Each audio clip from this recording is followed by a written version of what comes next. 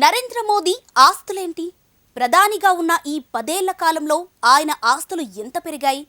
ఆయనకు బ్యాంకుల్లో ఉన్న డిపాజిట్లు ఎన్ని? వారణాసి నుండి మూడోసారి ఎంపీగా పోటీ చేస్తున్న మోడీ తాజా ఆస్తుల లెక్కలేంటో మీరే చూడండి. వారణాసి పార్లమెంటు స్థానం నుండి నరేంద్ర మోడీ బీజేపీ అభ్యర్థిగా మే 14న నామినేషన్ దాఖలు చేశారు. నామినేషన్ దాఖలు సమయంలో తన ఆస్తుల వివరాలను ప్రధానమంత్రి ప్రకటించారు. తన పేరున 3.02 కోట్ల విలువైన చరాస్తులున్నాయని మోడీ తెలిపారు. తన చేతిలో 52,940 రూపాయల నగదు ఉందన్నారు. మరోవైపు 2018-19 నుండి 2022-23 మధ్య కాలంలో 11 లక్షల రూపాయల నుండి 23 లక్షల రూపాయల ఆదాయ పన్ను చెల్లించినట్టుగా మోడీ వివరించారు. కానీ తనకు స్వంత ఇల్లు, కారు కానీ లేదని ఈ అఫిడవిట్లో మోడీ తేల్చేశారు. ప్రధానమంత్రి నరేంద్ర మోడీకి స్టేట్ బ్యాంక్ ఆఫ్ ఇండియాలో 2 ఖాతాలున్నాయి. ఈ 2 బ్యాంకు ఖాతాల్లో లక్షల్లోపు మాత్రమే నగదుంది. గుజరాత్ రాష్ట్రంలోని గాంధీనగర్ ఎస్బీఐ బ్రాంచ్లో మోడీ ఖాతాల్లో 73,304 రూపాయల నగదుంది. ఇక వారణాసిలోని ఎస్బీఐ బ్రాంచ్లో కేవలం 7,000 రూపాయలు మాత్రమే ఉన్నాయని మోడీ ప్రకటించారు. స్టేట్ బ్యాంకుల్లోనే మోడీకి 2.85 కోట్ల విలువైన ఫిక్స్డ్ డిపాజిట్లున్నాయి. 2,67,000 విలువైన 4 బంగారు ఉంగరాలు కూడా ఉన్నాయని మోడీ ప్రకటించారు. ఈ ఉంగరాలు 45 గ్రాములుంటాయి.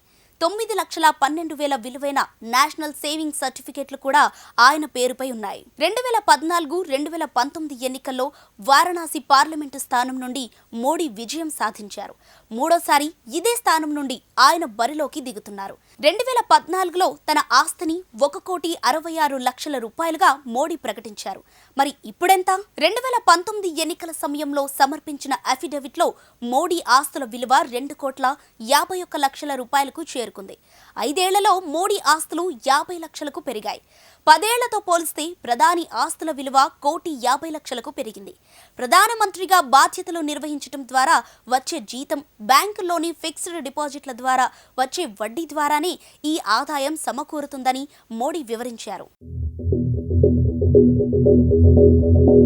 1978లో ఢిల్లీ యూనివర్సిటీ నుండి BA, 1983లో గుజరాత్ యూనివర్సిటీ నుండి MA పూర్తి చేసినట్టుగా మోడీ ప్రకటించారు.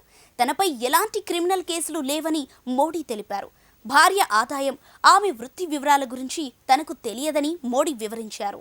నామినేషన్ పత్రాలు దాఖలు చేసేందుకు వారణాసికి చెందిన 4గురిని తనతో పాటు రిటర్నింగ్ అధికారి కార్యాలయానికి వచ్చారు మోడీ. ఆ 4 ఎవరని సోషల్ మీడియాలో చర్చ జరిగింది.